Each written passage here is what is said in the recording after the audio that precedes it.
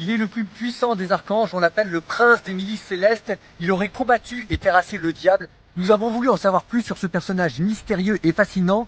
Nous nous sommes rendus dans le lieu qu'il a lui-même choisi pour rendre visible le combat qu'il a mené. Enquête sur Saint Michel Archange.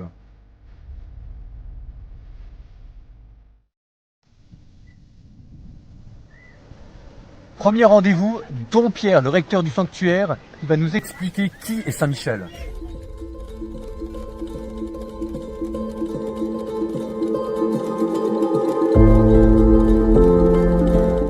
Salut.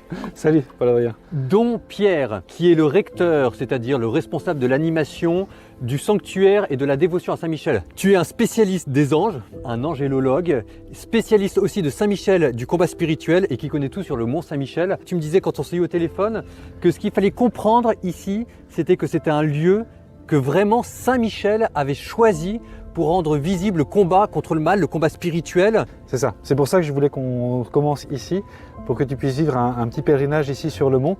Et ici particulièrement parce que c'est un peu ici que tout commence quand on vient comme pèlerin. C'est ici que Saint Aubert, cet évêque fondateur du 8e siècle, est arrivé pour construire le premier sanctuaire du mont Saint-Michel tout en haut du mont. Pendant une nuit, il dormait, et il a fait un songe, il a vu Saint-Michel qui lui apparaissait et qui lui disait qu'il voulait qu'il construise un sanctuaire ici sur le mont. Il s'est réveillé le lendemain matin, il s'est dit tiens c'est marrant, j'ai fait un rêve bizarre, mais il n'a rien fait du tout. Du coup Saint-Michel a dû revenir une deuxième fois pendant la nuit pour lui dire exactement la même chose, mais là encore Saint-Aubert n'a pas vraiment cru à ce songe.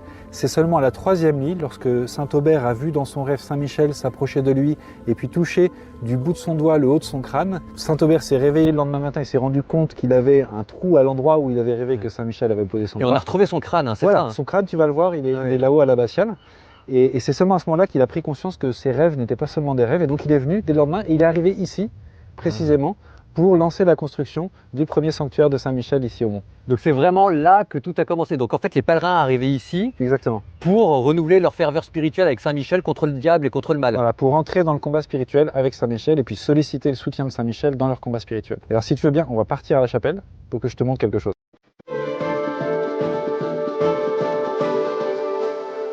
Donc ici, on a la chapelle Saint-Aubert, et puis je voulais te montrer le point de vue qu'on a sur la flèche. Voilà, donc cette flèche, tu vois, avec Saint-Michel tout en haut, qui est en train de terrasser le dragon, on le voit tout en haut. Le combat spirituel auquel nous invite Saint-Michel, c'est un combat spirituel qui se passe d'abord au niveau surnaturel. Donc si tu veux bien maintenant, on va y aller ensemble, et puis on va commencer notre pèlerinage.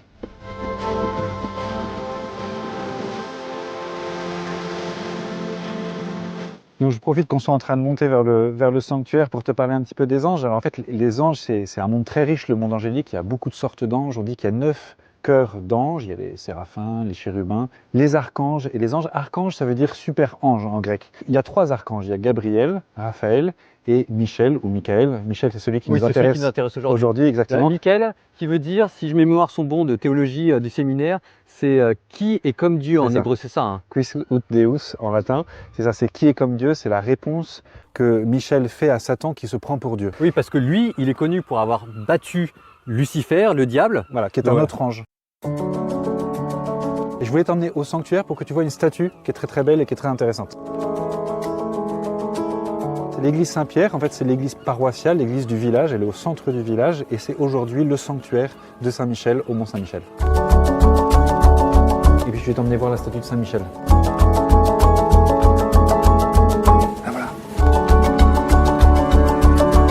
Voilà, donc tu vois ici, on a la statue de Saint-Michel qui est représentée en train de terrasser le dragon. Le dragon qui symbolise, ça vient du livre de l'Apocalypse, hein, c'est l'animal qui symbolise le démon, même si le démon n'est pas un dragon. Le démon, c'est celui qui séduit, qui nous fait croire qu'il est beau. Et en fait, Saint-Michel, c'est celui qui révèle à quel point le démon est laid, à quel point il abîme notre âme. D'où le dragon, l'aspect monstrueux de la chose. Exactement, exactement. Ouais. Et donc tu vois, là il est avec son épée, avec son bouclier, avec sa couronne, mais ça, je te laisserai découvrir. Tu verras l'épée, la couronne, le bouclier de Saint-Michel, là-haut à l'abbatiale. Tout en haut, ouais. Voilà. Mais si tu veux bien, à partir de maintenant, je vais te laisser terminer ton pèlerinage. Donc tu vas monter à l'abbatiale. Si tu peux, essaie de trouver un frère ou une sœur, parce qu'il y a encore des frères et des sœurs qui prient pour tous les pèlerins du Mont Saint-Michel ici. Et puis, tu iras chercher dans la partie sud de l'abbatiale un bas-relief. Je te laisse le découvrir. Cherche Adam et Ève. Il y a un petit côté chasse au trésor là. Voilà, et après on en reparle ensemble.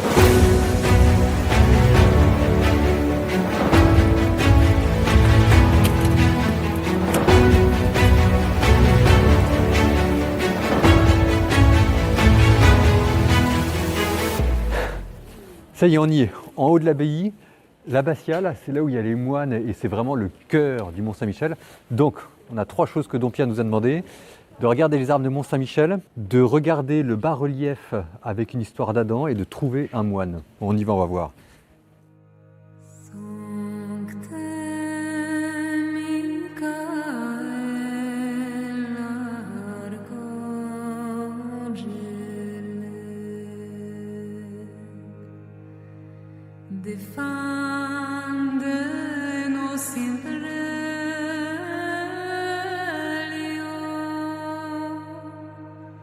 Donc c'est bon, on les a trouvés. Ça, c'est la réplique de la statue qu'il y avait dans le sanctuaire. On trouve le dragon, les attributs de Saint-Michel. Et en fait, on les retrouve ici. Donc regardez, par exemple, là, il y a une couronne. Il y a toute une symbolique derrière qui nous renseigne sur notre combat spirituel à nous. Donc par exemple, elle est composée de 3 parties. Alors, il y a les ailes, ça c'est quand Saint-Michel se battait contre le diable. Il y a la croix ici, ça c'est la victoire de Jésus contre le mal, qui nous est quand il est mort et qu'il est ressuscité. Et là, vous avez le diadème. Ça représente le triomphe à la fin des temps dans l'Apocalypse. Et donc en fait, ça reprend les 3 étapes, nous, de notre combat spirituel. 1, quand on combat contre le diable pour résister à la tentation. 2, quand on vainc le diable en s'en remettant à Jésus. Et 3, quand à la fin des temps, on ressuscitera et que là, il n'y aura plus du tout aucun mal et que le diable aura été vaincu. Et après, regardez, là, vous avez l'épée. Alors l'épée, elle est extraordinaire. Donc là, vous avez une inscription en arabe. Ça vient d'une sourate parce qu'en fait, on retrouve aussi Saint-Michel dans le Coran. La victoire appartient à Dieu. Alors après, vous avez quelque chose, pour le coup, qui ne se retrouve que dans l'Évangile. Vous avez la Trinité ici qui arme avec ses éclairs Saint-Michel pour qu'il combatte contre le diable. Ensuite, vous avez l'inscription Quis ut Deus, qui est comme Dieu. Donc ça, en hébreu, ça vous donne le nom de Michael, parce que c'est son nom. Et en fait, on raconte que le diable se prenait pour Dieu, et c'est à ce cri-là, qui est comme Dieu, que Michel vainc le diable et le projette en enfer. Et donc en fait, c'est la victoire de l'humilité, ce qui nous rappelle comment on doit combattre le diable. Et ensuite, vous avez le signe de la croix, la victoire, parce que c'est Jésus qui a vaincu le diable. Et ensuite, vous avez cette espèce d'épée un peu ondoyante qui représente la flamme, parce que c'est la flamme, c'est-à-dire l'ardeur de Dieu. Et ça représente en même temps la parole de Dieu, parce que la parole de Dieu, dit la lettre de saint Paul, ça pénètre jusqu'aux jointures de l'âme pour séparer le bien et le mal. Donc on a trouvé les armes de Saint-Michel. Maintenant, il nous reste juste à trouver ce bas-relief avec Adam et Ève. On continue la visite.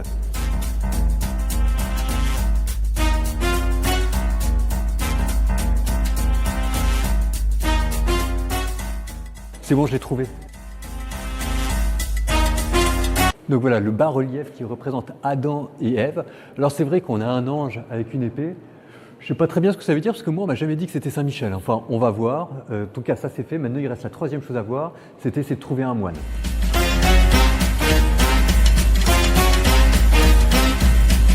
J'ai trouvé un moine. Bon, on va faire des gros lourds. On tente notre chance. Excusez-moi, mon frère. Est-ce que je peux vous embêter un petit peu? Bonjour. Bonjour. J'ai vu Dom Pierre, le recteur en bas, qui me disait de monter en haut pour essayer de trouver un moine qui aurait pu me parler du combat spirituel avec Saint-Michel.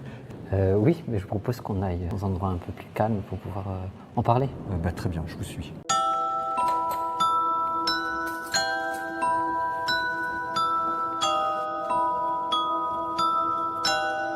Là, on est vraiment, je ne sais pas où on part, mais on est vraiment dans le cœur du Mont-Saint-Michel. Bon, moi, je suis.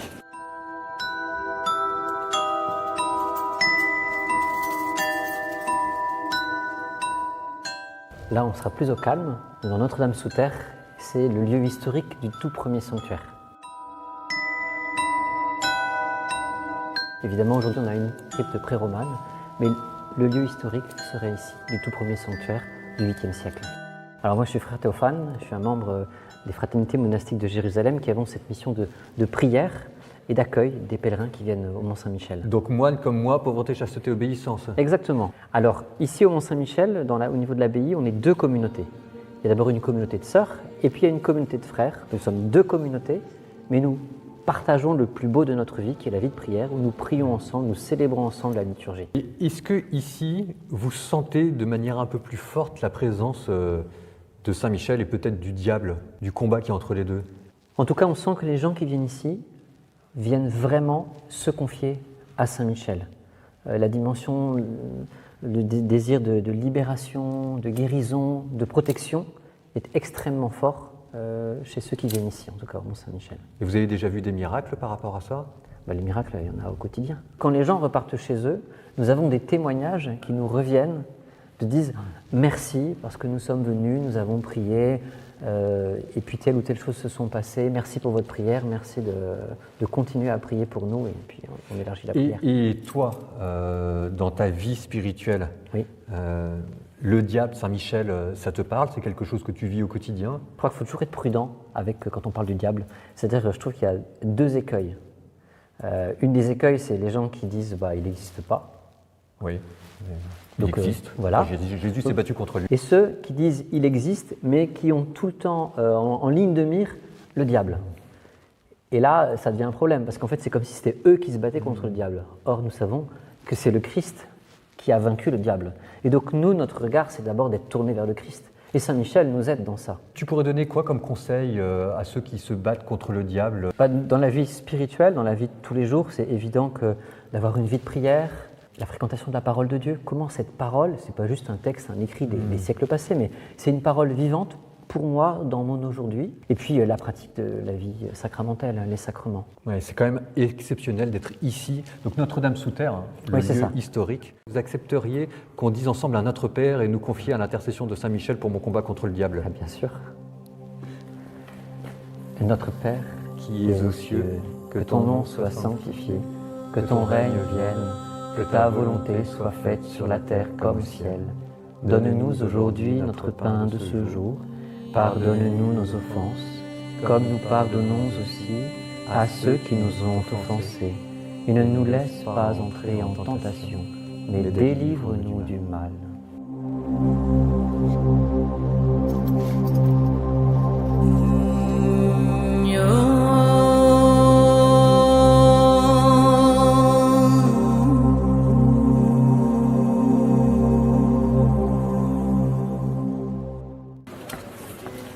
Oh!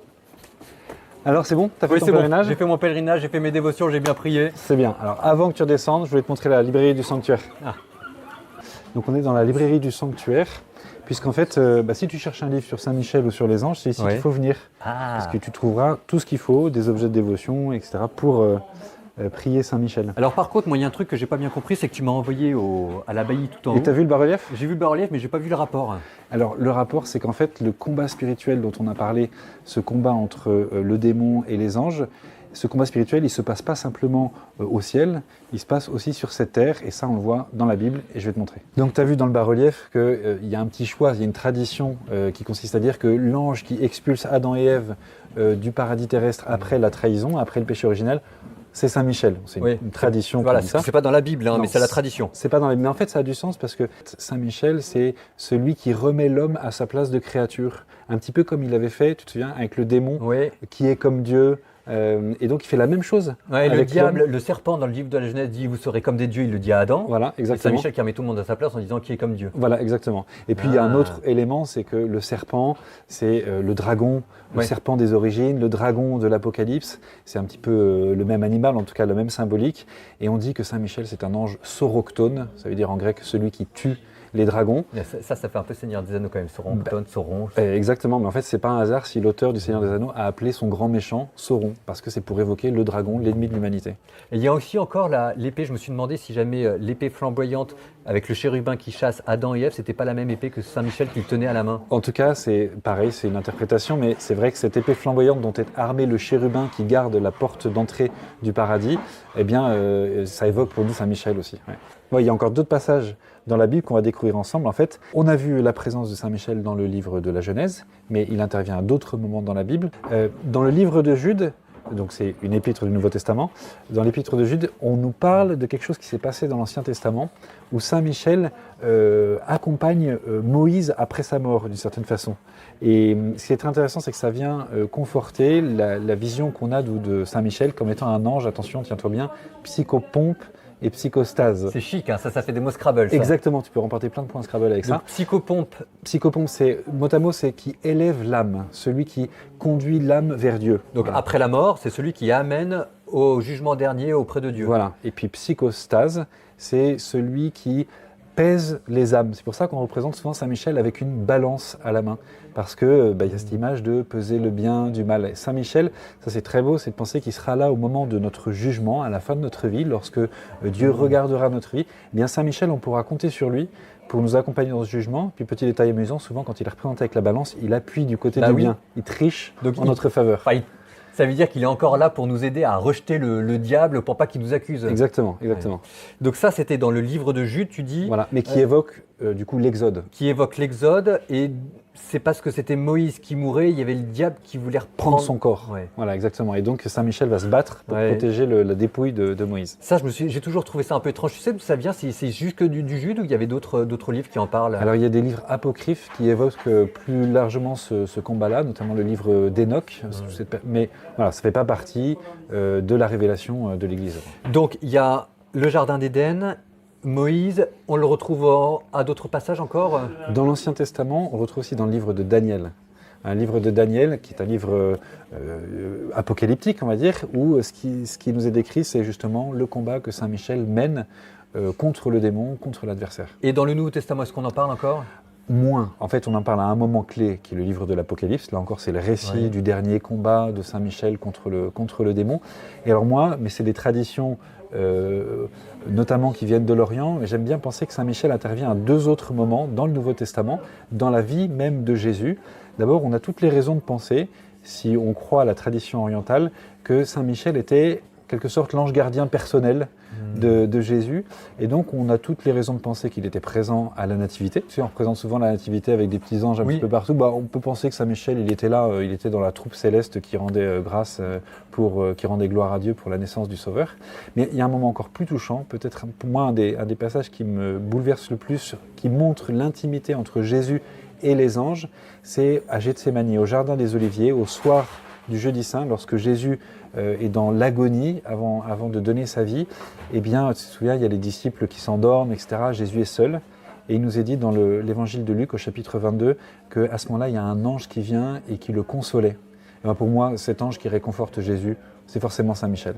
Parce que Saint Michel, c'est le consolateur d'Israël, c'est le consolateur du peuple de Dieu, c'est aussi le consolateur du Christ. Mais là, c'est vraiment moi qui parle. Non, mais on est au Mont-Saint-Michel, donc on prend tout ça. Hein. On prend tout ça, puis c'est vrai que c'est un ange protecteur. Je pense que j'ai plus grand-chose à t'apprendre sur Saint Michel, mais avant de terminer ton pèlerinage, il faut faire ce que font tous les pèlerins. On va aller allumer une bougie au sanctuaire, puis on ressortira du mont parce que j'ai encore une dernière chose à te raconter. Ah, il y a du monde. Hein. Ouais.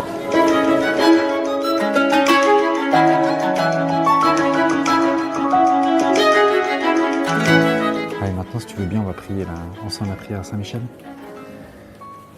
Saint Michel Archange, défendez-nous dans le combat. Soyez notre secours contre la malice et les embûches du démon. Que Dieu exerce sur lui son empire, nous vous le demandons en suppliant. Et vous, prince de la milice céleste, repoussez en enfer par la force divine Satan et tous les esprits mauvais qui rôdent dans le monde en vue de perdre les âmes. Amen. Amen. Saint Michel Archange, priez pour nous.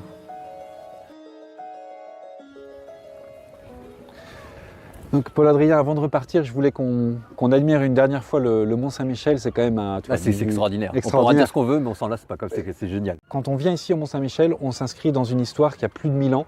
1300 ans, ça fait 1300 ans qu'il y a des pèlerins qui viennent ici au Mont Saint-Michel pour se confier à l'archange dans leur combat spirituel. Donc ta petite histoire à toi, elle s'inscrit dans une histoire plus que millénaire de chrétiens qui sont venus ici. Et c'est ça qui est beau en fait, quand on vient dans ce lieu, c'est pas juste nous, on vient avec l'histoire de toute l'humanité qui vient se confier ici à l'archange.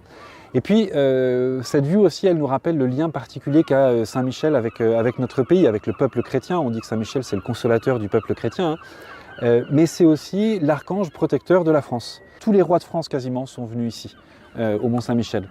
Louis XI qui a créé un ordre militaire, un ordre de chevalerie qui s'appelle l'ordre de Saint-Michel, mais il y en a une autre aussi. Jeanne d'Arc. Exactement, Jeanne d'Arc. Parce que tout le monde est persuadé que Dieu parlait à Jeanne d'Arc. Pas du tout. Pas du tout. En fait, c'était Saint-Michel et Jeanne d'Arc, du coup, elle s'est confiée, elle est un exemple d'une femme qui se laisse conduire par Saint-Michel dans le combat contre le mal. On s'inscrit dans une histoire qui est immense.